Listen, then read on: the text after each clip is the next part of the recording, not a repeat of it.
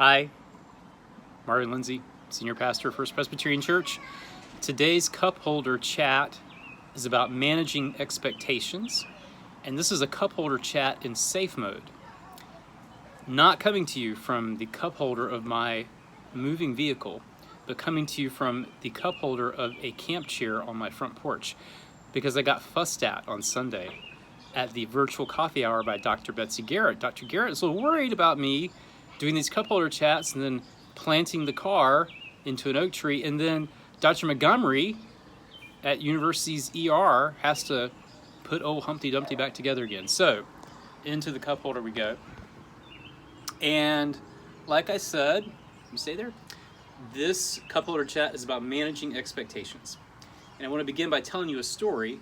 It's actually a story that I preached a sermon on this story from the Bible back last November. Stay there, cup holder. And it's about how the Jewish people, they built a beautiful temple to worship their God, our God, in Jerusalem.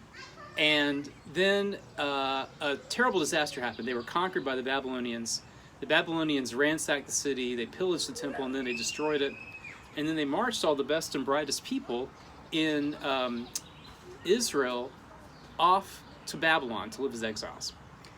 And then after 70 years, some of them were allowed to return because the Babylonians got conquered by the Persians, and the Persians were kinder to the Jewish people. So they got home and they rebuilt a temple in Jerusalem. And they had a dedication ceremony for it. And at the dedication ceremony, the young people just clapped and cheered and waved their hands and made merry. But the old-timers, the ones who could remember the old temple, the temple that King Solomon had built, and remembered how big it was and how beautiful it was, and then they looked at this kind of dinky, make-do temple that they had constructed. You know, it's kind of like a Morton building versus the Sistine Chapel, right? They just cried, and they wailed, and they wept. And so it was like they were having a wedding and a funeral all at the same time. You couldn't tell what was going on. And this story kind of came to mind as I think about a return to normalcy in our society and in our church. You know, here in Columbia, the public health director is taking a very gradual approach to loosening the stay-at-home restrictions that were put in place to stem the tide of the pandemic. And the session also is taking a go-slow approach, which I think is an excellent approach to take because we want to do this right. And so we're not going to begin corporate worship, in-person worship again until Sunday, June 28th. And a lot of details have yet to be worked out. And when they're worked out, then we'll let you know. But what I want to talk about is the contrast between before and after, or not after, because we're not out of the pandemic yet, but maybe past and present. When we gather again for corporate worship, it's not going to be the same as it was in January and February, and even as late as March 8th. It's going to be different because the pandemic is still going to be with us. We're not going to have a vaccine on June 28th. We're not going to have a testing and contact tracing plan that is robust enough to quickly isolate and quarantine individuals to allow everybody to kind of get back to normal. So that means that a lot of our worship routines and rituals, some of them are going to have to be set aside entirely, and others are going to have to be modified.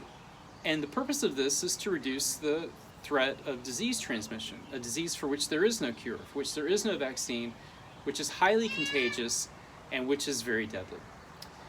So I think that, you know, if you choose to worship with us on June 28th, you know, you may have one of two reactions. You may just be happy that we're having church again. We're having church again.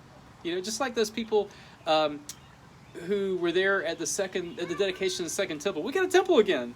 It's great. It's great. We got a temple again.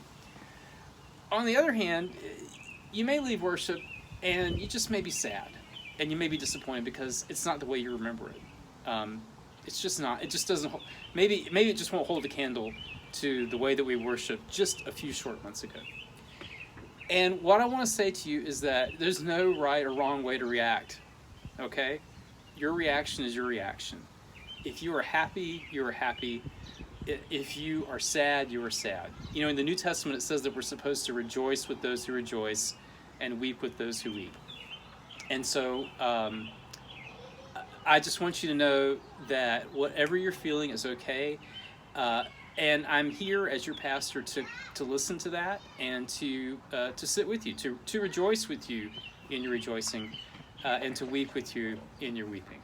So just be aware that in our congregation there's going to be a variety of reactions to the resumption of corporate worship. And however we feel, that's okay. And that's today's Cup Holder Chat. Oh, and by the way, Dr. Garrett, I went for a run.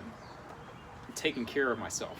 I went for a run. So I'm not going to tell you my time because there are some real athletes in this congregation that I can't hold a candle to. I'm looking at you, Kathy Lee. But I got out there, and a good run is a done run, right? Right. So y'all take care, and we'll see you online or in person. God bless.